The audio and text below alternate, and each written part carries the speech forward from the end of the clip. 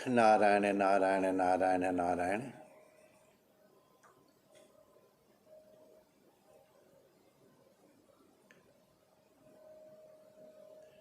मयि एव बुद्धि आवेश, मयि एव मन आधत्स्व मयि बुद्धि निवेशय। निविशस्य से मयि एव। भगवान में रहने का तात्पर्य कि सदा सर्वकाल में भगवान की अनुभूति कैसे होगी। तो मयि एव मन आधत्स्व, मेरे में ही मन लगा दो, सारे कर्म करने की इच्छा और सारा विवेक भी। मयि बुद्धि में निवेश, मेरे में अपनी बुद्धि लगा दो। इसी को अनन्य शरणागति कह लो। तो तुम्हारे अलावा और कुछ चाहिए ही नहीं। तुम मिल गए तो सब कुछ मिल गया, तुम नहीं मिले तो कुछ भी नहीं है। मांगू तो गोपाल से, न मांगू तो गोपाल से, इसको पूर्ण शरणागति कहते हैं। एक घटना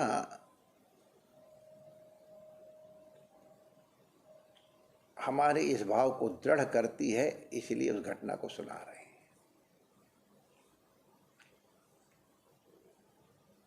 राजस्थान में राजपूत राजाओं के यहाँ कई विवाह करने की प्रथा रही है। अब आज के समय के अनुसार कृपा करके उनका विवेचन न करें। उनके राजनीतिक कारण होते थे, सामाजिक कारण होते थे, कई व्यवहारिक कारण होते थे, इसलिए उनको कई विवाह करने पड़ते थे। और कुछ दूसरे कारण भी हो सकते हैं। तो जिन राजा की हम चर्चा कर रहे हैं, उनके कई रानियां थीं और वो विदेश में गए। पहली बार विदेश गए तो कौतूहल था ही। तो रानियां साथ नहीं गई थी। इस तरह के पर्दा इत्यादि का ये जो भी कारण रहा हो, हमको प्रामाणिक रूप से मालूम नहीं है, यस ध्यान नहीं है। तो एकांत में आपको किसकी याद आती है, ये बड़ा महत्वपूर्ण है। जब बहुत अधिक प्रसन्नता का कोई विषय सामने हो तो आपको किसकी याद आती है। और जब कभी आप एकांत में होते हैं तो आपको किसकी याद आती है। जब कभी आप बहुत दुखी होते हैं तो आपको किसकी याद आती है। भगवान रघुनाथ ने सुंदर सा जब सेतु देखा, बड़े प्रसन्न हुए। अरे भाई, इतना सुंदर सेतु बना, मुझे अपने भोले बाबा की याद आ रही है, अपने इष्ट की याद आ रही है। हम तो भाई यहाँ पर भोले बाबा की स्थापना करेंगे तब चलेंगे। सुंदर सेतु देख करके तुरंत उसके ऊपर चढ़ करके लंका पर चढ़ाई भगवान ने नहीं की, सेतु ने उन्हें अपने इष्ट देव का स्मरण कराया। हमारे जीवन में देखो कि हम किसकी याद करते हैं। अपनी परीक्षा हो जाएगी, किसी को बताने की जरूरत नहीं। तो वो राजा एकांत में जब बैठे तो उनको अपनी पत्नियों की याद आई और सब पत्नियों को उन्होंने पत्र लिखा, सब अच्छे अच्छे संबोधन और सब चीज़ें लिख करके, तुम्हारी हमको बहुत याद आ रही है। और फिर यहाँ पर क्या क्या है सब उन्होंने बताया कि यहाँ पर ये टावर ऑफ लंदन है, यहाँ पर इतना बड़ी घड़ी है, और यहाँ ये सामान में मैं बाज़ार में गया था, ये सब पूरा वर्णन किया। और फिर लिखा कि तुम अपनी पसंद की कोई चीज़ बता दो जो मैं तुम्हारे लिए ले आऊँ। तो हर रानी बड़ी प्रसन्न छाती पत्र लगा करके बड़ी वो किया। और किसी ने वहाँ से शिफॉन की साड़ी मंगवाई, तो किसी ने इसका जो सेट होता है वो मंगवाया, किसी ने वो कंपनी बताई उसके ज्वेलरी बड़ी अच्छी होती है तो वो मंगवाया। तो सब ने अपनी अपनी इच्छाएं पत्र में लिख करके दे दी। और एक रानी ने खाली लिखा, बस एक चाहिए मुझे। अब जो रानी को जो चाहिए था, सेक्रेटरी को निर्देश दिया, सेक्रेटरी ला के दिखा दिया राजा को, राजा ने रख लिया समेट करके।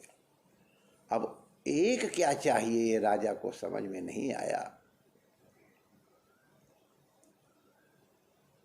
बहुत विचार किया, कैसे पूछे, तो उनके लिए वो कुछ नहीं ले जा पाया। और उसने सोचा कि मैं घर जाते ही उनको डांट लगाऊंगा कि तुमको पत्र लिखना नहीं आता है, एक चाहिए, क्या चाहिए, घोड़ा चाहिए कि गाड़ी चाहिए कि क्या चाहिए, कुछ लिखा ही नहीं, एक चाहिए। तो अन्य सब रानियों के यहाँ तो सामान राजा ने भिजवा दिया उनके मन का। रानियाँ बड़ी प्रसन्न हो गई कि वाह वाह वाह वाह, हमारी चीज़ आ गई। और जिसके लिए कुछ नहीं लाए तो राजा को उसके यहाँ जाना ही था, उसको समझाने के लिए, डांटने के लिए, तुमको पत्र लिखना तक नहीं आता है। तो राजा रानी के यहाँ गया, रानी ने स्वागत किया जैसा कि एक शिष्टाचार है, चरण धोए, पार आरती उतारी, धन्य भाग आज आप पधारे, मेरे बड़ा सुनहरा दिन हुआ, बड़ा, जैसा सब कहा जाता वो सब, और सब बातें भी कहीं जो अब हम नहीं कह रहे हैं, लेकिन आप लोग समझ लेना। राजा सोचा कि फिर कहेंगी तुम हमारी क्या लाए, तो कुछ कहा ही नहीं। राजा को बैठाया बड़े प्रेम से, राजा बड़े प्रेम से बैठे, सोचा अब पूछेगी क्या, कैसे रहे लंदन में, कैसा रहा, सब कैसे, सब बढ़िया बताया। तो सोचा अब पूछेगी हमारी चीज़ कहाँ है, कुछ पूछे ही नहीं। रानी ने इनको कुछ जलपान वलपान कराया, पानी पिलाया और सब करके। तो राजा को ये ठीक है, मैं पूछ क्यों नहीं रही कि मेरी चीज़ कहाँ है। तो जिज्ञासा है राजा को, उतावली है, लेकिन कहे कैसे, वो डांटना है, जब वो कहेंगे तो डांट लगाएंगे, अपने आप कह के डांट कैसे लगाए। तो राजा बैठे बैठे थक गया, तो अब जाना था। तो राजा ने कहा मैं चलूँ, आप आए, हमारा घर पवित्र हो गया, मैं धन्य हो गई प्रभु, आते ही आपने हमको कृपा, कितने दिन आपको बिना दिन बीते देखे बीत गए, कैसे बीते, आप आए, दरवाजे तक पहुँचाने गई। राजा ने कहा तो कुछ कही नहीं रही। अब राजा से रहा नहीं गया, भगवती तुमने पत्र लिखा था, हमको एक चाहिए, मैं कुछ समझ नहीं पाया, मैं ला नहीं पाया, इसलिए मैं तुम्हारे लिए कुछ ला नहीं पाया, आप अन्यथा नहीं समझना कि औरों के लिए तो ले आए और हमारे लिए कुछ ना लाए। उन्होंने कहा भगवान, औरों को तो आपने सामान भेज दिए, मेरी वस्तु तो आप स्वयं लेके आए। अब राजा को आश्चर्य हुआ कि मैं तो कुछ लेके नहीं आया। रानी क्यों पहली पुजारी, मैं तो कुछ नहीं लाया, मुझे संकोच लग रहा है। अब राजा डांट रहे, क्या कर, राजा उल्टे संकोच में पड़ गया। कहन प्रभु, मुझे आपने जो दिया वो किसी को नहीं दिया। रानी साफ साफ कहो ना प्लीज, मुझे एक तुम चाहिए राजा, तुम हो तो मेरा सारा साज श्रृंगार है, मेरी साड़ी भी तुम, मेरी श्रृंगार भी तुम, तुमसे बड़ा और आभूषण हमारा क्या हो सकता है। तुम आ गए, हमको सब कुछ मिल गया प्रभु, मैंने आपकी सुरक्षा के लिए प्रार्थना की, मुझे केवल आप चाहिए, आप आ गए प्रभु, मैं धन्य हो गई। राजा की आंखों में आंसू आ गए, लौट करके पत्नी को गले से लगाया, वाह मुझे और कुछ नहीं चाहिए, तुम चाहिए, तुम मिल गए सब कुछ मिल गया, तुम नहीं मिले तो सब कुछ मिला हुआ भी व्यर्थ है। इसको अनन्यता कहते हैं। कृष्ण तुम चाहिए, तुम्हारे अतिरिक्त कुछ नहीं चाहिए, तुम्हारी प्रसन्नता चाहिए।